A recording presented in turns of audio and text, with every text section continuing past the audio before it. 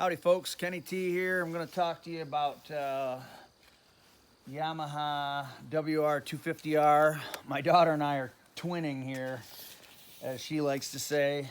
This one's mine, that one's hers over there. We're going to talk about suspension lower on this particular bike. Mine's a stocker.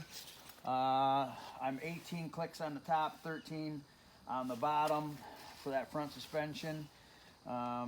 What I have done to this also is I've put a 1 tooth larger front sprocket on it. It's got a 14 tooth on the front, gives me a little more bottom end. I go at 220, 225, depending on the day of the week, I guess. I like to have just that little bit more oomph on the bottom end with that 14 tooth. I went up 1 tooth, and I didn't have to change the chain. This one's got the stockers on it, 13 tooth front sprocket. So this has a little more bottom end, but it loses a little bit on the top. This thing will still roll down the road 75 miles an hour or better. But the difference is, I would say at 60 miles an hour, these don't have tachometers, at 60 miles an hour, this one sounds like that one does at 65 or 66. That's just a guesstimate from me listening to it. So that one does a little better on highway speeds. This has a little more bottom end oomph to it. They're both 2017s. They both roll down the road and both handle off-road really well. I would have argued to the death that a 650 is the only thing that I would be happy with. I've always had 650s. I've had dozens of them. And, you know, based on body weight, I thought that that's what I needed. But these 250s are awesome for both off-road and on-road. But they're huge. They're really tall. So, they have awesome ground clearance. But people measure these. There's a right way and a wrong way to measure them. But I'm measuring them where you sit. So we're about 35 and 3/4 with it touching the peg there. Right where you sit on the seat. And that's what matters to me. So touching the peg again. That one was 35 3/4. This one is about 33 3/4-ish.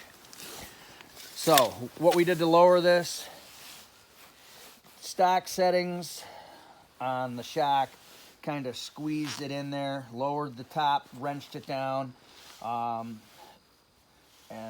took all the adjustment out of both ends of the shock that I could to kind of squeeze it down.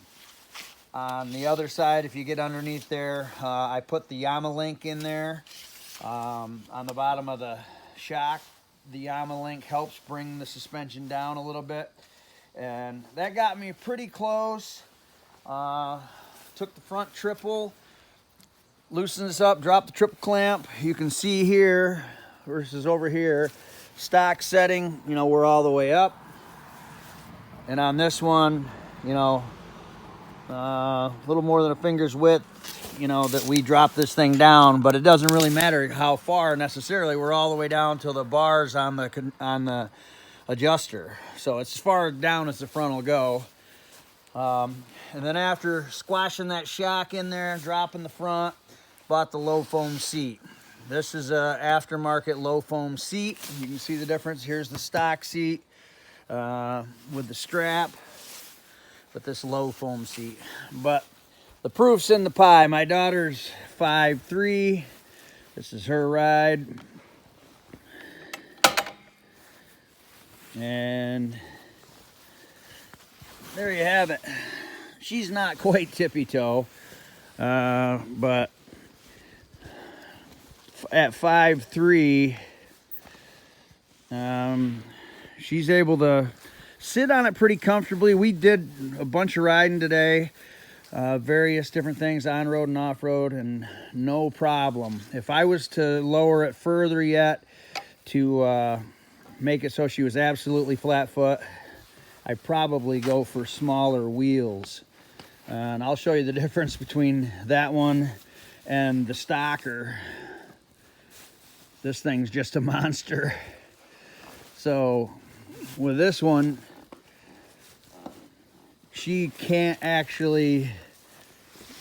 get both feet down at the same time, you know, on the stock settings.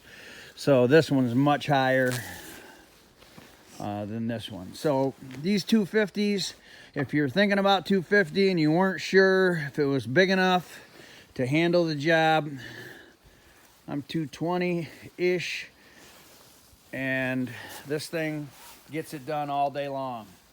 With that stock 13-tooth front sprocket, it'll roll down the road 70 without rattling your teeth out of your head. It handles that speed comfortable. It's not really loud, really screaming, which drives me nuts. I don't like a bike that does that if it's geared wrong.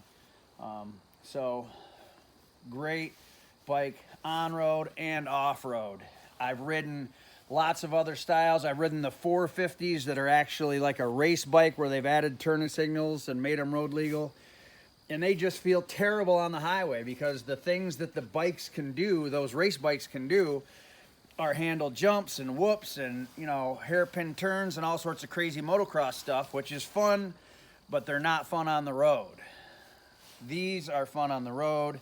They're fun on the trails. They're fun in fields and some pretty aggressive stuff. So that's what we did to lower that one. 5.3. My daughter has that one set up the way she likes it. We're pretty happy.